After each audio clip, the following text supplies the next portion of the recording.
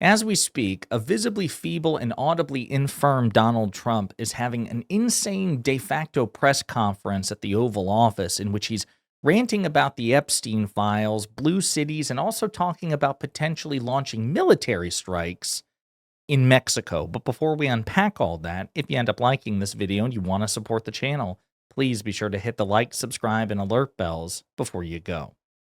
Folks, if there was any doubt that Donald Trump is desperate to try to reclaim the narrative, look no further than this right here. An even bigger event next year as we host the official 2026 FIFA World Cup. That's the big one. The World Cup tournament. This will be a once-in-a-lifetime opportunity, even for our country, because frankly, this goes to countries, everybody wants it. I guess it's going all over the world. So he's just desperate to distract from Epstein, rack up some sort of win that he's having this press conference, even though he looks and sounds like shit, okay? And then when the topic turns to stuff outside the World Cup and other things, it doesn't go well. Ask the health of the president's always news. Your voice sounds a little rough. Are you feeling all right? I feel great. I was shouting at people because they were stupid about something having to do with trade in a country, and I straightened it out. But I blew my stack at these people. Well, it sounds like there's a follow-up there, but can I ask you about Venezuela? You suggested... Is there what? It sounds like there's a follow-up there, but can I ask you about I Venezuela? thought you said there was a polyp, and I said, I don't want to hear that. That was legitimately funny, but I don't know, like, what's going on with him. He says because he yelled. Is that really what it is? Again, we've been having questions and having increased scrutiny about Trump's physical health, the bruises on his hands, the swollen ankles, the limp, the visible limp in one of his legs, the fact that he very rarely walks in a straight line, tends to zigzag. He had to be led around by the Japanese prime minister. That video went viral. He's had 2 annual military hospital checkups, even though annual means once a year, and he's had 2 in less than 1 year, so that's not good. They've lied about it. He's had an MRI and a cognitive test, and he's boasting about how well he did, but then he says he doesn't know what part of the body that the MRI was scanning, which is kind of alarming, especially because the MRI isn't routine. And then on top of it, the cognitive test he's talking about is used to screen for dementia or Alzheimer's. So, yeah, it's not good. And again, interesting that Trump's mind instantly went to polyp instead of follow-up. What the hell does that mean? So, again, who knows? Here's another clip. The numbers that we've taken in, if you talk about investments, is trillions, not with a B, not with an M, millions, but trillions of dollars. I can't imagine having to give that money back on something that we're allowed to do. And the ones that are fighting us are countries, largely. They're back in countries that have been ripping us off for years, using tariffs to rip us off. And now we're able to defend ourselves. It really is a matter of national security, because economic security is national security. So I think you're going to see another thing happening. I think you'll see food prices. They've come down very substantially since Biden. But I think you're going to see food prices coming down very substantially. They have not come down substantially. They've gotten worse under Donald Trump than they were under President Biden, which is why the polling on it is so atrocious. A supermajority of Americans say things are more expensive in 2025 under Trump than under Biden in 2024, so that's not good. Number 2, he's referring to tariffs in the recent Supreme Court oral arguments, which we may have a ruling in December or March or July. I mean, who the hell knows? Depends on how quickly the Supreme Court wants to rule, that may overturn Trump's tariffs. And Trump is freaking out about this because he's worried the Supreme Court will take a tool out of his arsenal, an unconstitutional tool, I might add, because it's Congress that's supposed to have the power to tariff. Trump is doing it unilaterally, and he could just go to Congress and say, hey, listen, I want you to tariff these countries, and his party controls Congress, so he could do it the constitutional way, but Trump doesn't give a damn about that. And it seems to be that he's becoming increasingly nervous about the Supreme Court decision, because during the oral arguments, it seemed that the justices were skeptical of Trump's claims, which isn't to say that they won't rule in his favor for purely partisan political reasons. Certainly the tenor of their questions suggests that they aren't buying what he's trying to sell. The other thing I'll point out is when he says prices will come down, that if that's true, it's because he's removing many of his own tariffs. So again, just openly conceding that his tariffs are inflationary and are increasing prices. And again, anyone who told you otherwise, fucking liar or a moron. Here's another clip. You're hosting Saudi Arabia. Are you planning to sell F-35s to Saudi Arabia? Yeah. I mean, and also, are you looking at doing a similar security agreement like you did with Qatar? Yeah, no, I am planning on doing that, yeah. You're gonna They sell want to the buy it. F-35s? They've been a great ally. They've got to like us very much. Look at the Iran situation, what we did in terms of obliterating, their... So Trump indicating that we're going to be selling F-35 fighter jets to Saudi Arabia. We also have a lot of discussion about the Epstein files. Okay, several clips about that. This has been a colossal headache for Trump.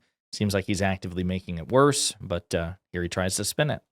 Unfortunately, like with the Kennedy situation, with the Martin Luther King situation, not to put Jeffrey Epstein in the same category, but no matter what we give, it's never enough. With Kennedy, we gave everything, and it wasn't enough. With Martin Luther King, we gave everything, and it's never enough.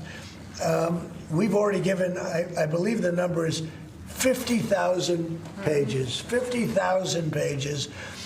And it's just a Russia hoax as it pertains to the Republicans. Now, I believe that many of the people some of the people that we mentioned are being looked at very seriously for their relationship to Jeffrey Epstein, but they were with him all the time. I wasn't. Again, there are just mountains of photographs and video footage of Trump and Epstein hanging out over the years. They were best friends, the inappropriate letters and drawings, the fact that Epstein in the latest tranche of emails told people that, of course, Donald knew about the girls. So again, indicating that Trump, if not directly involved with the crimes, had knowledge of the crimes, even though Trump's denied that. His claim that, nothing's ever good enough. No, asshole. No. You said you would release the Epstein files. Your cultists campaigned on releasing the Epstein files, people like Kash Patel and others. You promised the American people, specifically your MAGA voters, you would release the Epstein files. You've chosen not to do so. So it's not like you've attempted to do so and it's never enough. You have done everything in your power to thwart the release of a single friggin' document, which you could snap your fingers and do it today because you control the Justice Department, or rather the Justice Department answers to you. So there doesn't even need to be a congressional vote on this. If you really wanted transparency, you could just order Bondi to get it done, and this thing could be resolved and wrapped up in an hour. And you're declining to do that because it doesn't work for you politically. It's actually going to be politically damaging. Here's another clip. What I just don't want Epstein to do is detract from the great success of the Republican Party, including the fact that the Democrats are totally blamed for the shutdown. They cost our country hundreds of billions of dollars with that, at a lot of inconvenience. So I'm for I don't. They can do whatever they want. We'll give them everything. Sure, I would. Let the Senate look at it. Let anybody look at it. But don't talk about it too much because honestly, I don't want to take it away from us. It's really a Democrat problem. The Democrats were Epstein's friends, all of them. And it's a hoax. The whole thing is a hoax. And I don't want to take it away from really the greatness of what the Republican Party has accomplished over the last period of time. Yeah, so again, Trump was closer to Epstein than any Democrat, number one. Number two, Trump says he doesn't care, but he obviously does because there was a massive public and private pressure campaign to keep the Epstein vote and the discharge petition from ever making it to the floor. He failed spectacularly. And again, he could just snap his fingers and order the release of the Epstein files and is choosing not to. So he's full of shit. I'll also point out, as far as Democrats losing the shutdown, again, as somebody who criticized the 8 Democratic senators who capitulated at the last possible moment, which I shouldn't even say that. It wasn't the last possible moment. That's the problem. Those who folded prematurely to allow Trump to reopen the government, to help Trump reopen the government, it still wasn't a loss. It just wasn't a maximized victory. But the polling on this is quite atrocious for Trump and objectively worse for Trump and the Republicans than the Democratic Party as a whole. So again, he's either stupid or full of shit. You never know with Trump because it's 50-50. Enough. We've already given, I believe the number is 50,000 pages, 50,000 pages. And it's just a Russia hoax as it pertains to the Republicans. Now, I believe that many of the people some of the people that we mentioned are being looked at very seriously for their relationship to Jeffrey Epstein. But they were with him all the time. I wasn't at all. And we'll see what.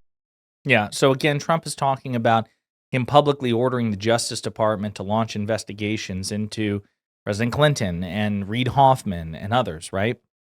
Even though the Justice Department said that there was no predicate to investigate anybody, and that was the reason that they were shutting down the investigation. So again, they're either lying or full of shit, but either way, they lose the debate. And this is not about principle. This is not about lawful predicate. Trump is just weaponizing the Justice Department in ways that no Democrat ever has. And so again, just watching him try to have his cake and eat it too. And he's so desperate, so desperate. I know you're seeing all the videos and the pictures, but I wasn't with Epstein. That was all them. That wasn't me. Those pictures of me and Epstein was basically Biden. Biden just looked a lot like me. It wasn't me. He's basically that Shaggy song. It wasn't me, right? I mean, that's Trump. That is actually, it's. I just realized that in real time. Trump is articulating the same sentiment from "It Wasn't Me" by Shaggy. Great pop hit from the late 90s, early 2000s, and just as obvious. Somebody should satirize that and put that together because he's just as obvious, right? The whole thing is just, even though your partner catches you, mid-coitus with somebody, you're cheating on her, just look her in the eye and gaslight her and say, it wasn't me. Wasn't me. Wasn't me. Just deny it, even when she saw you, right? Trump is basically doing the same thing. I know you all see the pictures and the videos, but it wasn't me, right? It's like the great sage Shaggy said, it wasn't me. Okay. Now, as screwed up as all that was, and as desperate as all that was, then it gets really insane. Trump here suggesting, why not launch some military strikes into Mexico? Would that distract from the Epstein files? All right, let's get it done. Pete, let's get it done, baby. Mr. President, are you planning on also potentially launching strikes in Mexico or putting American troops or American personnel into Mexico to deal with drugs? Would I launch strikes in Mexico to stop drugs? It's okay with me. Whatever we have to do to stop drugs. Mexico is... Look, I looked at Mexico City over the weekend. There's some big problems over there. Trump saying, we might have some military incursions or operations against not only a sovereign state, but one of our closest allies and trading partners. So, again, he's audibly sick. He's visibly unwell. He's desperate every which way. And that shit is truly insane. In the meantime, let me know what you think in the comments.